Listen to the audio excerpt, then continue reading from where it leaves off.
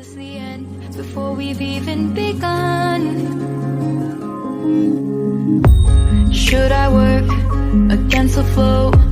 A drop in the ocean so endless, reaching for